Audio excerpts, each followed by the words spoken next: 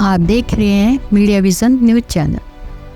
योगी आदित्यनाथ ने आज हिमाचल प्रदेश की मंडी में भारतीय जनता पार्टी के उम्मीदवार कंगना रनौत के पक्ष में चुनाव प्रचार किया। इस दौरान सीएम योगी ने कंगना की जमकर तारीफ की और उनकी तुलना मीराबाई से लेकर रानी पद्मिनी और रानी लक्ष्मीबाई से कर दी। उन्होंने एक बार फिर 400 पार के नारे को दोहराते हुए दावा किया कि आज लोग कह रहे हैं जो राम लाए हैं हम उनको लाएंगे। उन्होंने और क्या कुछ कहा, ये सुनते हैं। कंगना जी के लिए तो जरूर जाऊंगा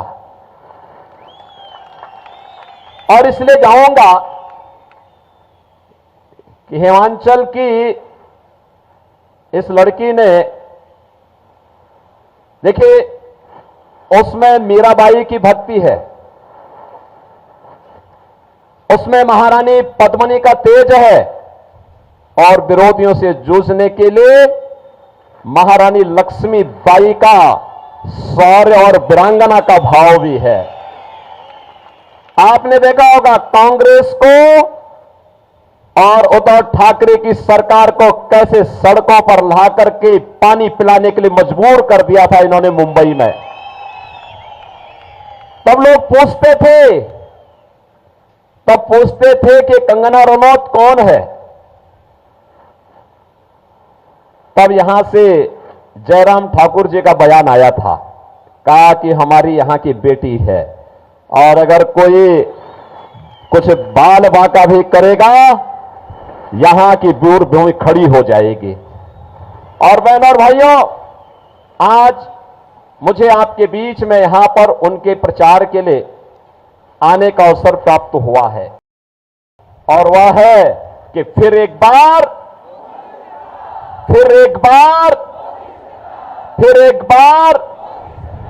और अब की बार 400 पार की जब बात होती है तो बहन और भाइयों, कांग्रेस चारों खाने चित्त होती है, क्योंकि वो स्वयं 400 सीटों पे चुनाव नहीं लड़ रही है। 400 सीटों पर भी अब उसको चुनाव लड़ने का अवसर प्राप्त नहीं हुआ है। तो जनता जनार्दन से पूछते हैं कि 400 पार कैसे? तो जनता जनार्दन, इन कांग्रेसियों से मैं कहता हूं जो पाकिस्तान का राग अलापते हैं, मैं उनसे कहता हूं काय भारत में बोझ बने हो। पाकिस्तान में जाओ, वहां कोई भीख भी नहीं देगा, वहां कोई भीख भी नहीं देने वाला है। अरे जो स्वयं भूखा मर रहा है, भारत 80 करोड़ लोगों को फ्री में राशन की सुविधा का लाभ दे रहा है। और बहनों और भाइयों, एक तरफ 80 करोड़ लोगों को फ्री में राशन, दूसरी तरफ 60 करोड़ लोग भारत के अंदर ऐसे हैं जिन्हें उज्ज्वला योजना के अंतर्गत, जिन्हें भारत के अंदर 60 करोड़ लोग हम लोगों ने देश के अंदर ऐसे हैं जिन्हें 5 लाख रुपए की फ्री स्वास्थ्य की सुविधा है। और मोदी जी ने एक बात कही है, उन्होंने कहा था 4 जून को जब फिर एक बार मोदी सरकार बनेगी, 70 वर्ष से ऊपर के हर एक बुजुर्ग को प्रतिवर्ष 5 लाख रुपए स्वास्थ्य की सुविधा के लिए उपलब्ध करवाएंगे। कोई चिंता नहीं घर वालों को। मोदी जी ने कहा है किसान सम्मान निधि जारी रहेगी। 12 करोड़ किसान सम्मान निधि का लाभ देश के अंदर प्राप्त कर रहे हैं। हर घर में शौचालय बन गए हैं। 10 करोड़ घरों में गैस के कनेक्शन पहुंच गए हैं। और मैं जयराम ठाकुर जी को धन्यवाद दूंगा कि हिमाचल प्रदेश देश का पहला राज्य है जिसने रसोई गैस के 100% सैचुरेशन को अपने राज्य में पूरा कर दिया है। ये पहला राज्य है, ये भाजपा का पहला राज्य था जहां पे जयराम ठाकुर जी के नेतृत्व में काम पूरा हुआ। बहनों और भाइयों, 4 करोड़ लोगों को आवास देश के अंदर प्राप्त हुए हैं। मोदी जी ने कहा है 4 जून को जब फिर एक बार मोदी सरकार बनेगी तो मोदी सरकार बनने के साथ बचे हुए गरीबों के लिए भी एक एक आवास उपलब्ध करवाने का काम होगा। बहनों और भाइयों, एक तरफ भारतीय जनता पार्टी है, सुरक्षा भी है, सम्मान भी है, विकास भी है, गरीब कल्याण भी है। विरासत और विकास का अद्भुत संगम देश के अंदर मोदी जी के नेतृत्व में देखने को मिल रहा है, और दूसरी तरफ कांग्रेस के नेतृत्व में इंडी गठबंधन भानुमति का पिटारा है। आप देखो कैसा इनका गठबंधन है, कैसा कैसा कार्य कर रहे हैं, कैसे कैसे इन लोगों का गठबंधन है।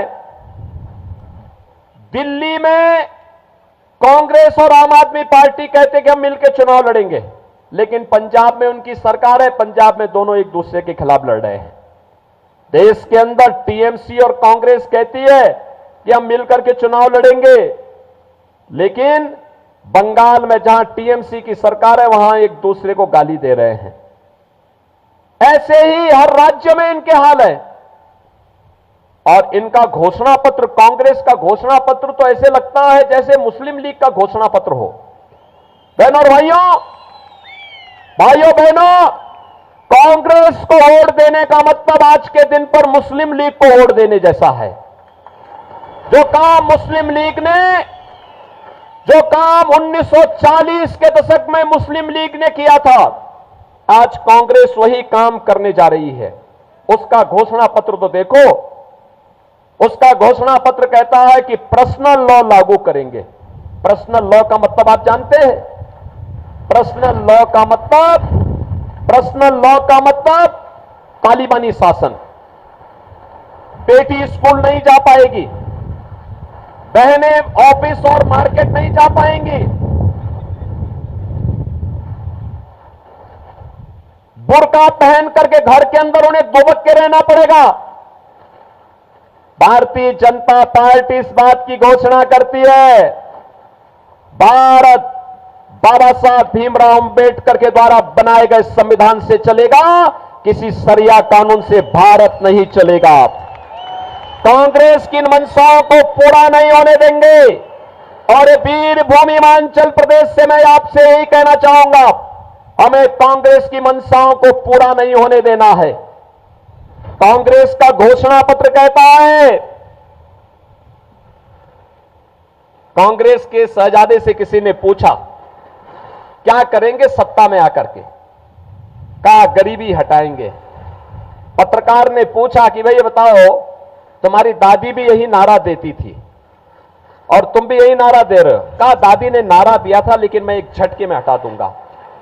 कहा कैसे हटाएंगे, कैसे हटाएंगे? उसने कहा संपत्ति का सर्वे कराऊंगा। संपत्ति का सर्वे का मतलब आप जानते हैं? पहले आपकी संपत्ति का सर्वे करवाएंगे।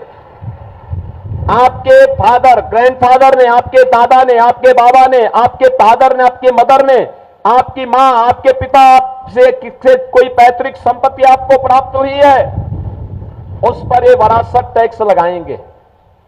वरासत टैक्स में आधी प्रॉपर्टी ये लोग ले लेंगे, आपकी आधी प्रॉपर्टी ले लेंगे और आधी प्रॉपर्टी लेकर के फिर उसको किसी पाकिस्तानी, किसी अफगानिस्तानी और किसी बांग्लादेशी और किसी रोहिंग्या को, घुसपैठे को दे करके, अब आप सोचो आपका 4 कमरे का घर है या 2 कमरे का घर है, आपके पिता ने, आपके ग्रैंडफादर ने बना करके आपको दिया है, उसमें से आधे में आप रहेंगे और आधे में किसी घुसपैठिए को रख देंगे। क्या आपको अच्छा लगेगा? क्या कुल्लू वासियों में पूछना चाहता हूं, क्या आपको अच्छा लगेगा? क्या कांग्रेस की मंशा पूरी होनी चाहिए क्या? और मैं इसीलिए कहता हूं, इनका ये वरासत टैक्स जजिया कर है औरंगजेब का। कैसे? कहा साहब आज वहां कोई परेशानी नहीं, कोई लूटपाट नहीं, कोई पैसा हमसे नहीं मांगता, लेकिन दूसरी तरफ वहां पे ये औरंगजेब को अपना आदर्श मानने वाले जितने बड़े बड़े माफिया थे, इन माफिया को हमने एकदम ठीक करने का काम किया है।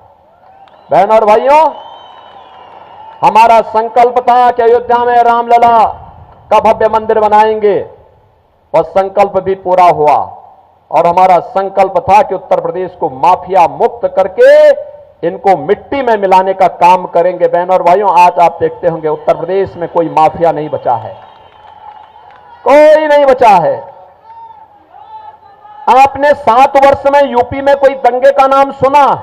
अब नहीं होता दंगा, कोई कर्फ्यू नहीं, कोई दंगा नहीं, बेटी और व्यापारी की सुरक्षा पे कोई खतरा नहीं, हर ओर खुशहाली है, विकास के पथ पर तेजी के साथ आगे बढ़ रहा है यूपी। और इसलिए क्योंकि हमने कहा भाई जिसको औरंगजेब प्यारे है तो उसकी कब्र में ही जाओ, तुम्हें वहीं दफना देते हैं। और बहनों और भाइयों, आज यूपी में सब चंगा है, बहुत अच्छा है, कोई दिक्कत नहीं। और मैं आपसे यही अपील करने के लिए आया हूं, कांग्रेस भटक चुकी है, पूरी तरह अपने रास्ते से भटक चुकी है। मुस्लिम लीग का एक नया संस्करण के रूप में यह अपने आप को स्थापित कर चुकी है। और इसलिए बहनों और भाइयों, किसी बहकावे में नहीं आना है। यहां पे देखिए, आपने भारतीय जनता पार्टी ने आपके बीच में प्रत्याशी बना करके सुश्री कंगना रनौत जी को आपके पास भेजा है। देखिए, उनके पास प्रतिभा है, कार्य करने की क्षमता है, उनके पास कला भी है, और कला के माध्यम से इस मंडी संसदीय क्षेत्र को कैसे चमकाना है, कैसे आगे बढ़ाना है, ये विकास के कार्य करने की एक जज्बा भी है, कार्य करने का, आगे बढ़ने का एक उनके पास क्षमता भी है, और जज्बे को आगे बढ़ाने की सामर्थ्य भी है। आपने उनकी सामर्थ्य को देखा होगा। आप सोचिए, इस पहाड़ से निकल करके अपने बल पर, अपने दम पर, अपने संघर्षों के बल पर जिन्होंने भारतीय सिने जगत में अपना एक स्थान बनाया हो, और अब मुझे पता लगा इन्होंने बीच में एक फिल्म में जयललिता का रोल किया था, बहुत शानदार रोल था इनका। आप कभी उनकी उस फिल्म को देखेंगे तो ऐसे लगता, मैं कहता था भी ये लड़की जयललिता का रोल, मुख्यमंत्री के रोल को कैसे कर देगी, लेकिन बहुत शानदार रोल उनका उस समय था। और अब मैं कह सकता हूं कि बहनों और भाइयों, जब वो चुनाव लड़ने के लिए मंडी में आई है तो कुल्लू वासियों की जिम्मेदारी बनती है, कुल्लू वासियों की जिम्मेदारी बनती है कि उनकी सामर्थ्य को, उनकी शक्ति का उपयोग करें, उन्हें अपना सांसद बना करके भेजें। देश की संसद में, देश के अंदर जो पूरी आवाज, एक स्वर पूरे देश के अंदर है कि फिर एक बार मोदी सरकार, और अब की बार 400 पार। तो 400 पार में मंडी समेत हिमाचल की चारों सीटें आएंगी, आएंगी। दोनों हाथ आकर मुझे आश्वस्त करिए। आज चुनाव प्रचार का अंतिम दिन है, आज सायकाल प्रचार बंद होगा, कल केवल घर घर संपर्क कर पाएंगे आप दोनों हाथ ला करके मुझे थोड़ा आश्वस्त करिए, करेंगे।